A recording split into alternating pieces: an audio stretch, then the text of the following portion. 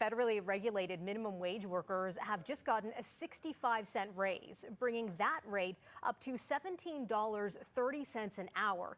But here in Ontario, provincially, we are still a little behind. Ontario's minimum wage currently sits at $16.55 an hour.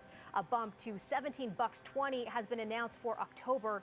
Advocates, however, say that amount isn't nearly enough, as an analysis done last year by the Ontario Living Wage Network found someone living in the GTA would need to take home over $25 an hour in order to make a livable wage. With more now, with insight on this, we're joined by Maria Rio from the Ontario Living Wage Network. Thanks for being with us today, Maria. Thanks for having me. First, give us an understanding of what exactly a living minimum wage would be. Sure. So a minimum wage is the amount set by the government for someone to get paid. So it doesn't change based on which community you live on, and it is set at the provincial level. When it comes to a living wage, that is based on true costs of what it costs to live in your community. So it takes into account transportation, housing, childcare, shelter, everything like that, to actually assess how much you would need as a worker to survive in that community. So in Ontario, so you were just saying, that's 25.05 for the GTA area, while in comparison, the minimum wage is $16.55.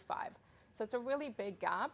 And traditionally, minimum wages have not kept up with living wages. So it keeps pushing people deeper and deeper into poverty. And a living wage, what we do is, it's based on the standard that anyone who works is meant to be able to make ends meet with that revenue. So they're not just supposed to have to work multiple jobs or anything like that. But if you work 40 hours a week, every week for the year, you should be making enough to make ends meet. That is a big gap that you mentioned there, about $10 almost between the minimum wage that we have right now to the living wage that you would like to be seeing. I understand that you've come up with a bit of a map across our province too, where, you know, there are different numbers for different regions. Yes, that's right.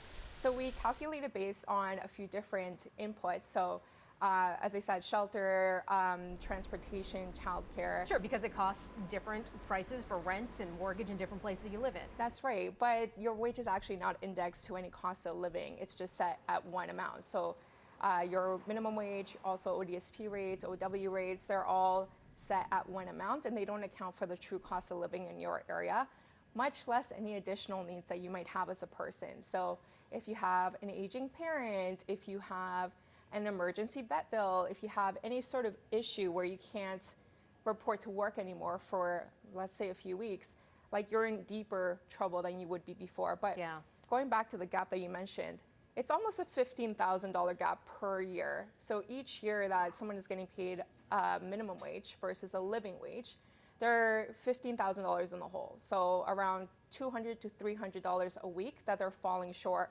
and having to make really terrible decisions when it comes to, am I paying rent? Am I buying food? Do I really need my medicine this month? Can I send my kid on a field trip? So very heart-wrenching decisions that nobody should have to make, especially if they are living in a country like ours, if they're in a province like ours, a world-class city, and they're working 40 hours a week. They should be able to make ends meet.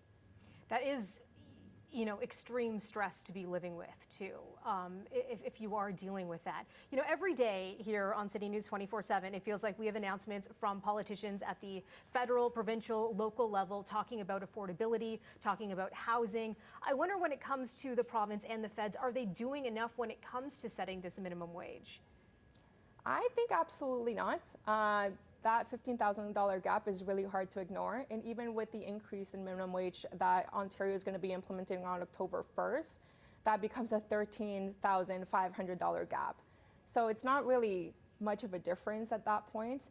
And it forces people to turn to predatory payday loans places, or turn to friends or credit, so go into further debt instead of being able to help themselves. And for me, it just makes me question, like, why employers are becoming certified living wage partners, and the government is not seeing that as a push for, this is something that people want. Like, they want to be able to pay their workers a living wage, and they want this to be mandated. We have 876 employers currently certified in Ontario, which we're super happy about.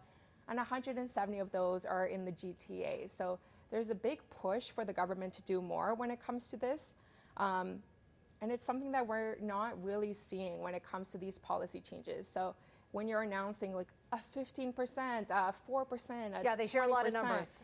And it's usually percentage based, if you notice, that kind of masks the actual issue. So they're not saying, hey, we're going from $32,000 a year that someone is making on minimum wage to $33,500. Because I don't know about you, but I don't know a single person who could live on $34,000 a year in Toronto.